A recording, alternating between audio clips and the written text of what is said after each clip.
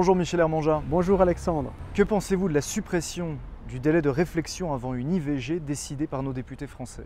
Je pense que c'est une très mauvaise idée et que ça va dans le mauvais sens. C'est comme si on voulait faire diminuer les accidents de la route en enlevant toute la signalisation. Vous travaillez au contact de très jeunes parents. Sont-ils devenus une espèce en voie de disparition?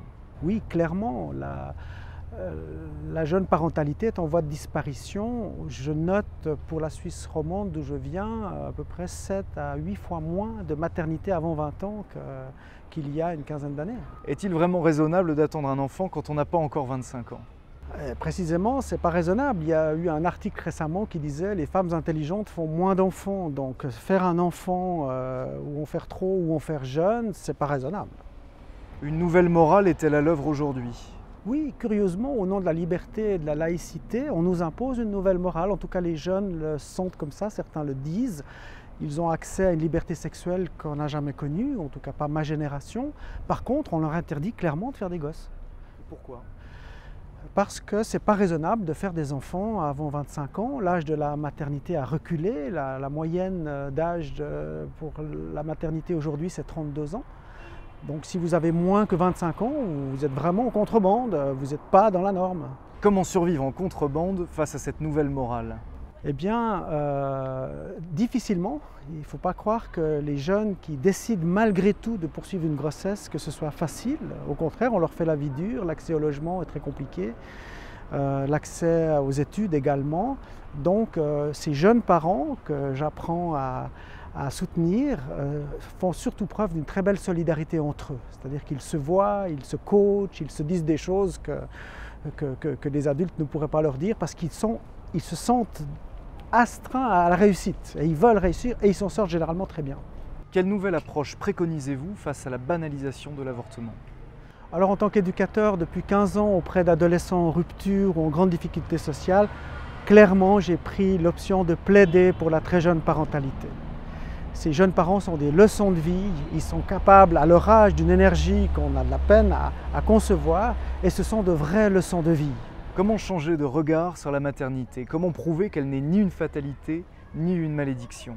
Disons clairement que dans cette nouvelle morale, il y a l'idée que les jeunes parents sont incapables, mais il n'y a pas d'âge pour être parent. Et en fait, les jeunes parents s'en sortent tout aussi bien que des parents d'un autre âge.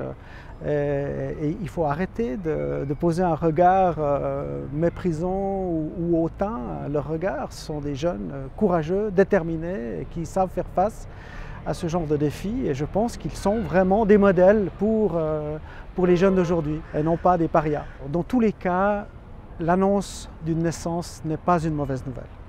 Je pense qu'il faut sortir de cette idée que c'est une malédiction ou que c'est une punition. Définitivement, l'annonce d'un enfant est une bonne nouvelle dans quelque circonstances que ce soit. Il n'y a pas d'enfant punition, il n'y a pas d'enfant malédiction et l'annonce d'un enfant est forcément une bonne nouvelle. L'homme est-il laissé de côté dans ce débat sur l'avortement? C'est en tout cas mon témoignage puisque ma compagne de l'époque est devenue mon épouse. Avons recouru ensemble à une interruption de grossesse. Et clairement, dans ce processus, je n'ai pas eu à donner mon avis. J'étais même pas bienvenu pour en parler. Donc l'homme est clairement laissé de côté, ou en tout cas se sent laissé de côté. Et ça pose une multitude de problèmes parce que pour beaucoup de femmes, la décision d'avorter dépend du soutien de l'homme. Mais d'un autre côté, on fait sortir l'homme du processus qui mène à la décision de l'avortement. Et comme la femme ne se sent pas soutenue, elle aura plus tendance à recourir à l'avortement. Donc on tourne en rond. Il y a un immense malentendu sur cette question. Comment avez-vous vécu cette douloureuse expérience? Ma position d'homme concerné par l'avortement m'a fait passer par toutes sortes d'états d'âme. Mais le moment le plus difficile, c'était un sentiment de responsabilité, de culpabilité très important. Et j'ai tout pris sur moi. J'ai réalisé que j'aurais pu empêcher ça si j'avais été un peu plus viril, un peu plus aimant, un peu plus attentif. Le plus difficile, c'est de se pardonner à soi-même. En tant que chrétien, j'ai pu facilement envisager que Dieu pardonne une telle folie. Mais la difficulté, c'était de me pardonner à moi-même. Comment avais-je pu laisser faire ça? Je pense qu'il n'y a même pas besoin d'être chrétien pour comprendre que l'homme est appelé à défendre la vie de sa femme et de ses gosses. Il n'y a pas besoin d'être chrétien pour comprendre ça. Et en somme, cet avortement m'a touché dans mon humanité. Alors bien sûr, le christianisme donne une espérance et m'a permis d'oser ces questions. Mais aujourd'hui, ma restauration personnelle passe par le constat que ce n'est pas seulement un échec personnel, c'est vraiment un échec collectif. Un avortement toutes les 2 minutes en France, c'est un échec collectif majeur.